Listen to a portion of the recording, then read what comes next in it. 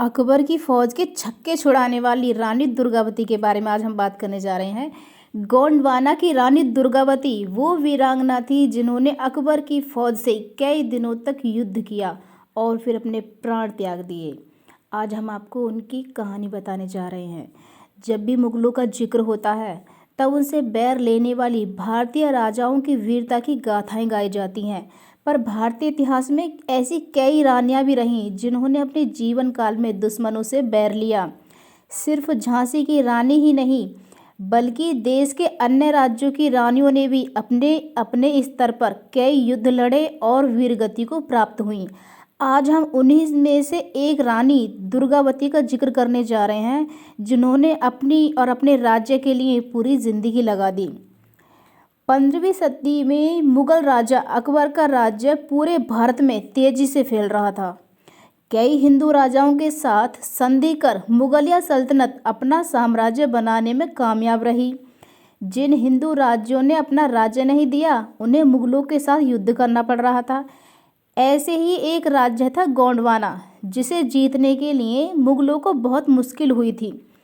उस समय गोंडवाना की रक्षा के लिए मुगलों की सेना के सामने खड़ी थी रानी दुर्गावती। 1524 में उत्तर प्रदेश के बांदा जिले में राजा कीर्ति सिंह चंदेल के घर दुर्गावती का जन्म हुआ था। दुर्गा अष्टमी के दिन जन्म होने के कारण उनका नाम दुर्गावती रखा गया था।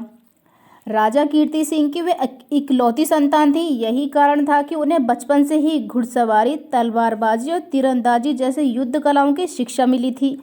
अकबरनामा में भी रानी दुर्गावती का जिक्र है और यह माना जाता है कि वो तीर और बंदूक चलाने में माहिर थी।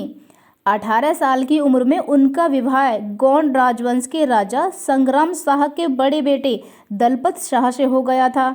उस वक्त गोंड वंश का राज्य 4 जगहों पर था: गढ़मंडला, देवगढ़, चंदा और खेरला, जैसे मूलत गोंडवाना कहा जाता था। दलपत शाह का राज्य गढ़मंडला था।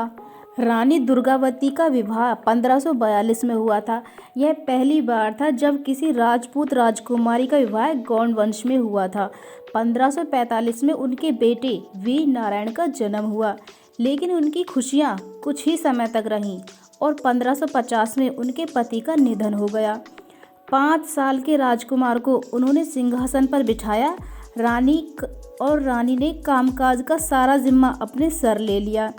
काम संभालते हुए 2 साल ही बीते थे कि सुल्तान बाज बहादुर ने राज्य पर हमला बोल दिया। रानी दुर्गावती ने अपनी फौज का नेतृत्व कर यह युद्ध जीत लिया। 1562 में अकबर ने मालवा को भी मुगल साम्राज्य में जोड़ लिया। रानी दुर्गावती ने अपने शासनकाल में अपने राज्य में विकास कराया। उन्होंने अनेक मठ, बावड़ियाँ, कुएं और धर्मशालाएं बनवाईं। उन्होंने अपने नाम पर रानीताल, दीवान आधार सिंह के नाम पर आधारताल और अपनी दासी के नाम पर चेरीताल भी बनवाया। उस समय अकबर की सेना के प्रमुख आसफ खान ने राज्य पर हमला बोल दिया।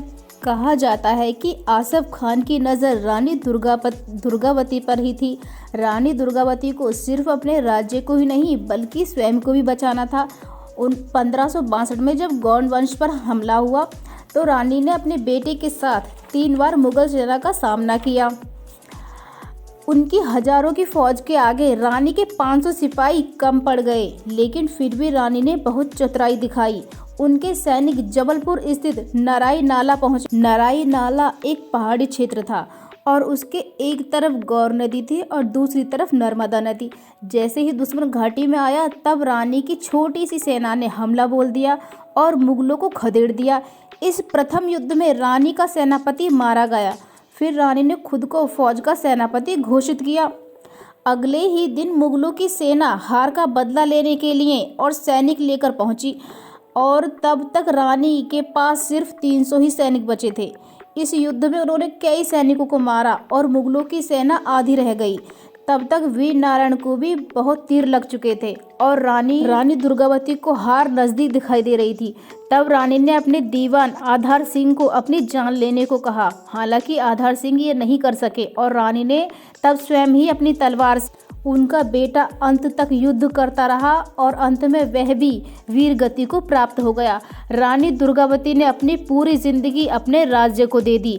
भारत सरकार ने 1988 में रानी दुर्गावती के लिए पोस्टल स्टाम्प भी जारी किया था। रानी दुर्गावती के बारे में जानकर आपको कैसा लगा, प्लीज़ कमेंट बॉक्स में ज़रूर बताएं।